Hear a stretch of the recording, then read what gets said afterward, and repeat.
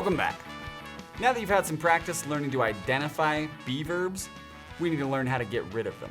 Let's look at a few possible strategies for eliminating be verbs in your writing. Number 1, replace a boring be verb or a wordy be verb phrase with an action verb. So instead of saying, the book was interesting, try, the book fascinated me. And instead of saying, the sandwiches were eaten by the children, try, the children devoured the sandwiches. Strategy number 2, move an adjective to before the noun so you can avoid be descriptions. Instead of talking about puppies that are adorable, just call them adorable puppies.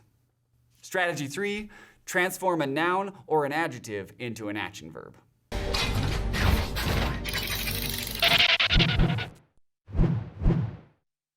Instead of writing, he was the writer of the book, transform the noun writer into an action verb so you can just say he wrote the book. Strategy number 4, rearrange the whole sentence. If it feels like it's impossible to get rid of the be verb, try starting the sentence differently to see if that allows you to use a stronger action verb.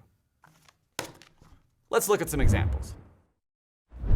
When you begin college, establishing priorities is important because it helps you avoid wasting time or getting sidetracked with classes that aren't relevant. We've got 2 be verbs in that sentence. The first one we could replace with a more active action verb.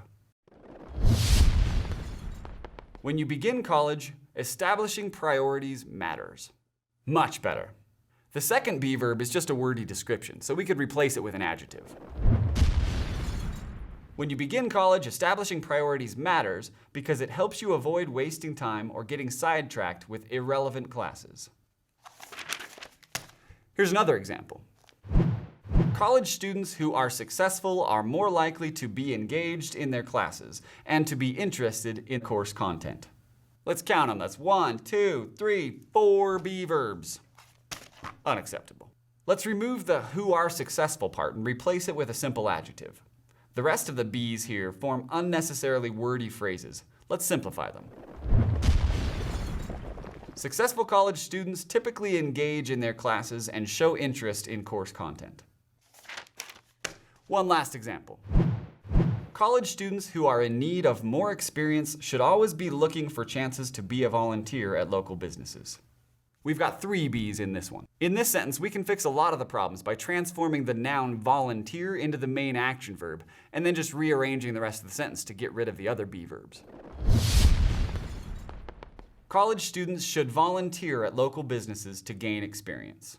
This is a much cleaner, clearer sentence. We cut it in half without getting rid of any of the meaning, and we got rid of all of the be verbs. Let's review. To get rid of be verbs, we've got several different strategies to choose from. Replace a be verb or wordy be verb phrase with a single action verb. Move the adjective to get rid of be descriptions. Transform a noun or adjective into an action verb. Or rearrange the sentence.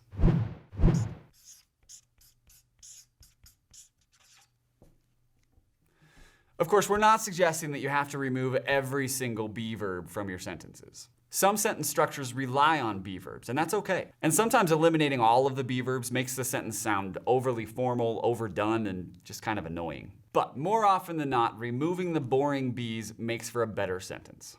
Now it's your turn. Let's get to work.